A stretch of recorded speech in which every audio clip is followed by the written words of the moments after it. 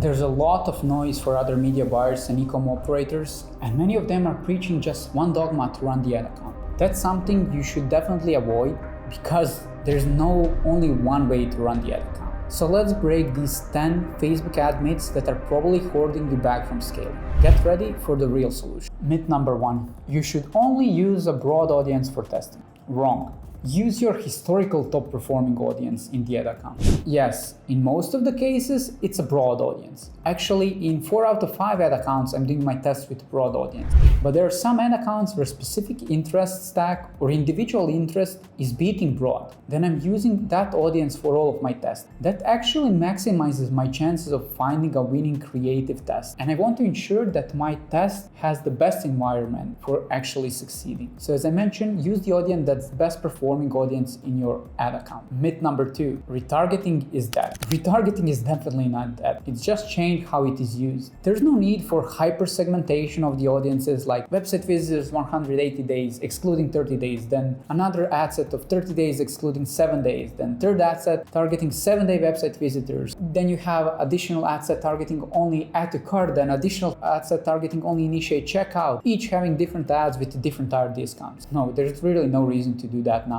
Facebook is automatically doing retargeting with the creative. So for example, if you have a static ad with the offer, be sure that Facebook would serve that ad to retargeting audience no matter what you pick as an audience on the ad set level. Even if you run broad, that ad would most likely be served to retargeting. Myth number 3, CBO is a way to go. So if this is true, Facebook would keep the CBO as the only default option, which was their plan a few years ago. But recently I'm noticing that in CBO, Facebook is usually favoring only 1 or 2 concept or ad set, either based on click-through rate or average watch time, which is not necessarily connected to the lowest CPA or highest ROAS. So basically, Facebook is picking up a different data, engagement indicators, not performance indicator. Also, I do not agree for using CBO for testing because my goal is not to have one ultimate winning ad. My goal is to have a few additional supporting winners, which are still above my target ROAS, and they're acting as a support to the few main winners. Another reason why I'm not using CBO is in fact that often in my ad accounts, my testing campaign is actually the scaling campaign. No matter if it's labeled as test, that means that I'm scaling each of the individual good performing ad sets. So it could be that one of the ad sets is at $100 budget, the other is at $1K, just because the performance is great. If I use CBO and I want to scale it in my testing, I might get unnecessary spend on the tests that are not performing due to Facebook picking up different indicators, and I don't have control over budget.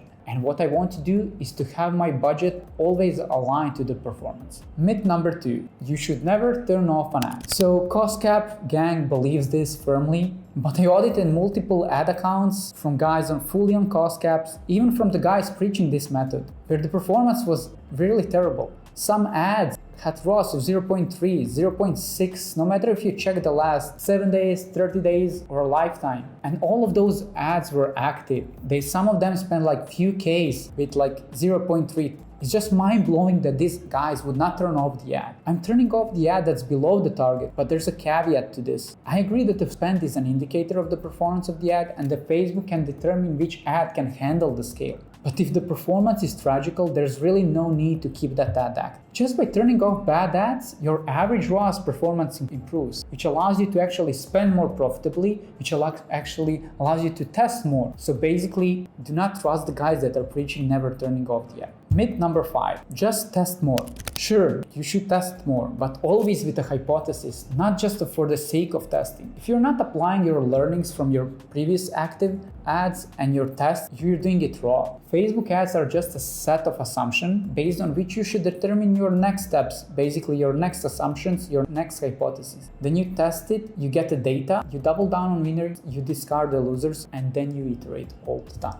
Myth number 6, consolidation leads to scaling. Wrong. Facebook ads consolidation is not suitable for real scaling. I've seen behind the curtains of 10 ad accounts spending over 30K a day, 6 of them spending over 50K a day, 2 of them spending over 100K a day. None of them had fewer than 5 campaigns. Some even had 15 plus. So I'm not a fan of having 50 plus campaigns, but I'm also not a fan of having 1 campaign. I'm usually sticking to 3 to 7, but 1 or 2 campaign setup, I'm definitely not buying it, especially if you're scaling, because I never witnessed an ad account truly scaling, especially scaling multiple products, having only just one or two campaigns. Myth number 7, you should optimize multiple times a day. That helps with the algorithm. That's completely wrong. Yes, optimize regularly, both on the ad set level and on the ad level, but not too frequently. Optimizing few times a day leads to overwhelming the algorithm, overwhelming the ad account. It turns out to be the same as day trading with your budgets, which is not worth it. These are not stocks. So use today's data for the insight, but aim for 3 to 7 day period to make your decisions. Myth number 8, Facebook ads are dead post iOS update. Facebook ads are definitely harder. Your way of approaching Facebook ads and how to run the ad account should have changed accordingly. The easiest way is to use customer reviews with ChatGPT or Atria and ask specific questions to learn more about the problems of your customer. You'll get a whole analysis of who your customers are, what they have problems with, why they're buying. And that's the info that you want to use in your ads, not additional lookalike or additional segmenting retargeting. Myth number 9, Advantage Shopping Plus is all you need in the ad account. I still haven't seen an ad account scaling only on Advantage Shopping Plus. Advantage Shopping Plus is a more automated setup than a regular campaign, as you cannot manually select age, gender, and placement, but there are still things that can impact its success. One of those is attribution settings. Considering the Advantage Shopping Plus is partially doing retargeting and scooping people from that middle of the funnel, bottom of the funnel, I usually like to avoid running Advantage Shopping Plus on 7-day click, 1-day view attribution settings, and I run only on 1-day click or 7-day click.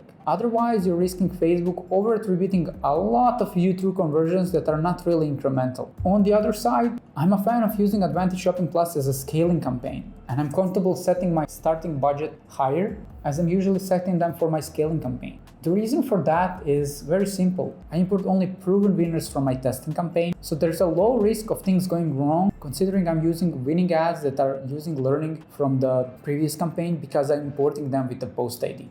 Myth number 10, you should not track percentage of new visits. This is just mind-blowing. A percentage of new visits is a super useful metric. So here are 2 examples why. One, I had a client that I consulted who was crushing with VSLs and advertorials and decided to test images leading to the same advertorial. But because those were images, percentage of new visits dropped from 80%, which was average on VSL, to 45% on images. So the client started putting more money into images because it's easier for him to produce that than videos. But when I checked the frequency and percentage of new visits, which frequency was above 4, percentage of new visits was under 50, it told me that no matter the audience selection, no matter the advertorials, images were doing retargeting, meaning they could not be scalable because those images were just scooping middle of the funnel, bottom of the funnel that VSL generated. If we did not use that metric, we would never find that out. I had another client that expanded to Snapchat and he was thinking that he was crushing, but no surprises, percentage of new visits was again below 50. So all the client was thinking that he unlocked a new channel. That channel was just doing retargeting. So I don't see a world where this metric is not useful. Of course, I'm not going to cut images or a new channel because of these metrics, but it definitely helps me paint a picture. I hope this video was helpful and you learned something new.